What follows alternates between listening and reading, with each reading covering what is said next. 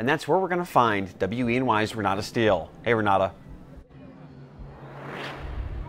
Good evening, Nick. I am live here on Bridge Street in Corning at the annual Taste of Summer event in Corning's Gafford District here on Bridge Street. Now, this event started at 5 o'clock. It is really starting to fill up here. I want to step out of the shot for just a little bit so you can take a look at what's going on.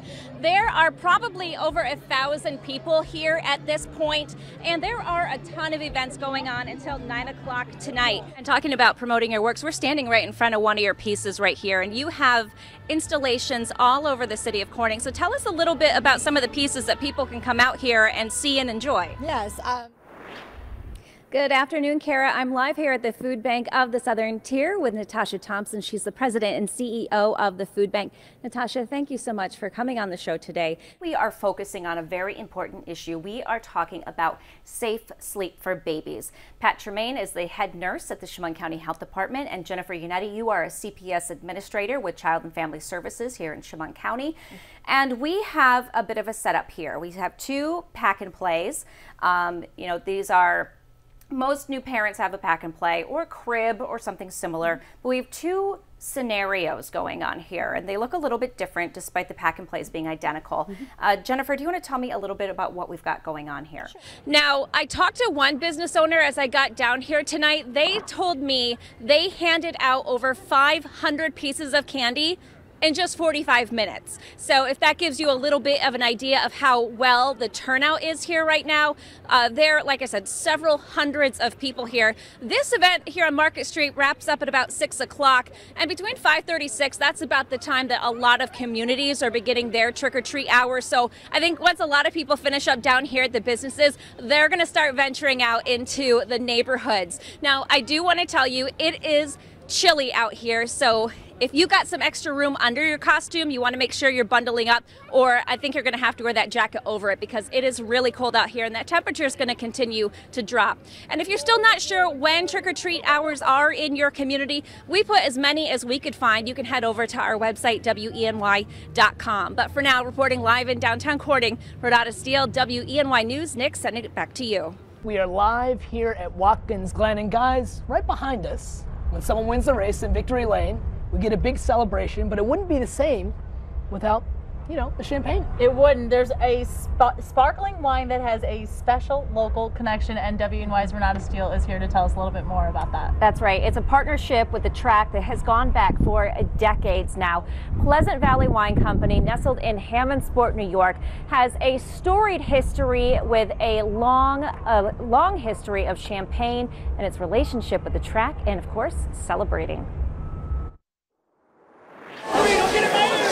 When the winner of the I Love New York 355 at the Glen pulls into Gatorade Victory Lane at WGI on Sunday, they'll be celebrating with a champagne made by the oldest winery in the Finger Lakes. I think a great part of the American tradition, just like the track is for racing. So the two brands, the two products go very well together. They're both historic and well known, and we think it's a great partnership. A partnership made in Finger Lakes heaven, the world-renowned Watkins Glen International and the historic Pleasant Valley Wine Company, owned by the Doyle family. My dad, who owns the place, Mike Doyle, he talked about when he got into this business about making something that would be part of celebrations, and making something that makes people happy, and champagne certainly does that. Patrick Doyle says the role of their award-winning Great Western champagne fits perfectly in the racing world after the checkered flag waves at the finish line at WGI. While the drivers may end up wearing more of the champagne than drinking it, having a place in the world of NASCAR at Watkins Glen is one the winery looks forward to continuing.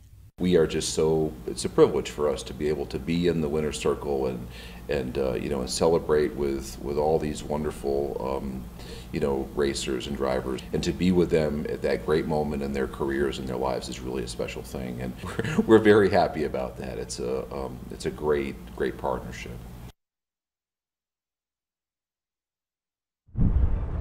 All right, guys, this is it. The Great Western Champagne made at Pleasant Valley Wine Company. That looks like it's about 40 pounds. Yeah. It's about, I'm not sure exactly. I do know it's several liters of champagne.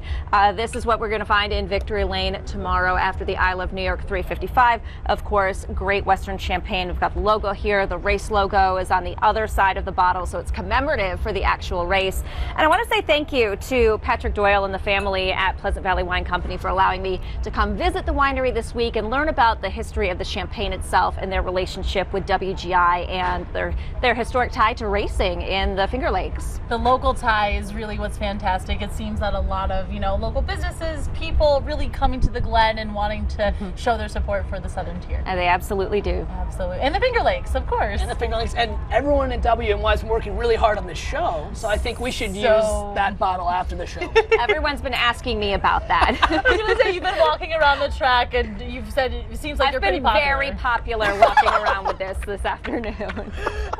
I'm here at Crestwood's facility in Schuyler County. We're going to be taking a look at the company's plans to store LPG underground here near Seneca Lake. In an exclusive interview with WENY, the company outlines the proposal, reacts to the community's response, and tells us why the project's now almost a decade in the works.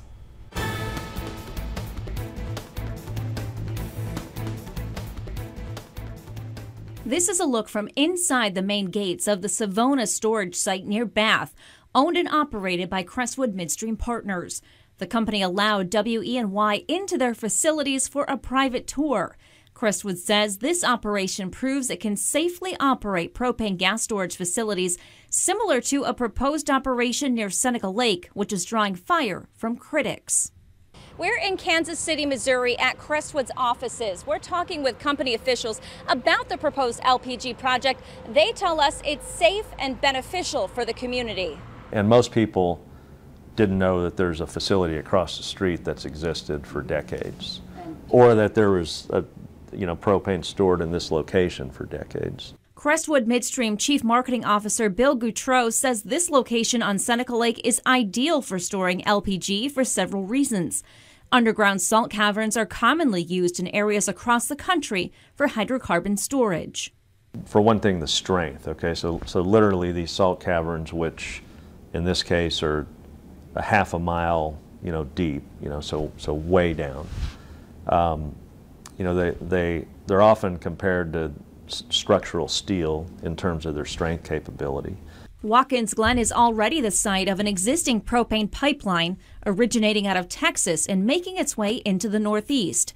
And it's this location, situated near other northeastern states not suitable for propane storage, but in need of propane for home heating. So it's a combination of those things, where the formations are, where the pipeline is, and where the market-based need is. The company says the caverns are subject to strict testing to ensure they're suitable for storage under constant real-time monitoring and mandated regular testing. Very rigorous testing. It's all sonar related. It's a well integrity test. That's both sonar and pressure related. And these caverns, by their nature, they're as they sit here today, they're filled with brine. And under pressure. They're working every day by virtue of that, and that can be easily verified and tested. If approved, the LPG storage cavern would hold up to 1.5 million barrels of propane. The company already maintains LPG storage along with natural gas and butane in nearby Savona in Steuben County. It's because of this existing operation, along with community feedback, that Crestwood modified its Watkins Glen plans in 2016. Initial plans to store butane, build a railcar siding, along with trucks hauling the gases in and out of the facility were removed from the application. And because we have this additional facility in Savona, we felt like we could work the logistics so that really there wouldn't need to be much or any rail or truck, because that seemed to be something that the community was concerned about. Opponents say the storage is too close to Seneca Lake and could threaten the area's booming wine and tourism region and hurt a natural resource, the lake. They feel the risk is too great. There are safer places to put this. There are more desirable places to put this. One company's profits should not be decided for over a whole region's way of life. It threatens our way of life. That's why we're concerned. You wouldn't hear us say, let's downplay the risk, because that risk is there even though there's very fundamental differences between the facilities and the type of products being stored and everything else. But if you want to focus on the risk, then we'd say that's a good thing. We're worried about the risk too and want to make sure we do everything we can to mitigate it. Crestwood says when opposition groups started to form and grow more vocal, it caught them off guard. We went into the community because we were kind of welcomed with open arms in the idea of growing jobs and spending to grow the tax base and everything else. And so U.S. Salt had a good relationship with the community, you know, the local storage facility 30 miles away. I think we were struggling to understand, well, how do you respond to those concerns? Because if they weren't always factual or you didn't understand where they were coming from, it's kind of hard to craft a response. Opponents voiced their concerns about the potential risks of storing gases underground so close to a source of water. Not to mention a multi-billion-dollar tourism industry and families making their living off nearby farms and vineyards. Crestwood says public safety is a top company priority, and they hear those concerns. We don't just have this safety criteria solely to be good neighbors. We also have it because it makes economic sense. And so I would tell you that, look, we're big supporters of Seneca Lake. Our U.S. Salt business that plant has been there for over 100 years. Our employees live in that community. Everybody covets what's going on there with tourism and vineyards, in the lake itself. And we're actually working to make those things better.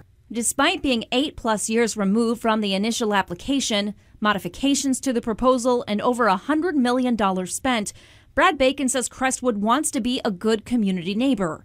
The company says it's made investments into local groups and organizations, improved its U.S. Salt facility, and works directly with local emergency responders so they're prepared in the event of any type of incident. We are a business owner, just like every business owner that lives there. We have 150+ employees that live there, are part of the community. Safety is front and center on our mind. We are an energy company at the end of the day. So Renata, as of right now, where does this project stand? A lot of people have that question. Crestwood has that question. A lot of the oppositional groups have that question. There was an issues conference in February of 2015 where an administrative law judge for the DEC in the state of New York heard arguments and comments about issues being brought up over a 2-day period. The judge since then is reviewing those comments, and then he decides if the permitting can go forward, the project gets the green light, or if there needs to be further adjudication. Now, like I said, there is no timeline for him to make a decision on that process. And so here we are over 2 years out now with no word on if one is coming or when. So in the meantime, both the company and the people who don't want this to move forward, all they can do is really wait for a decision from that judge. All right.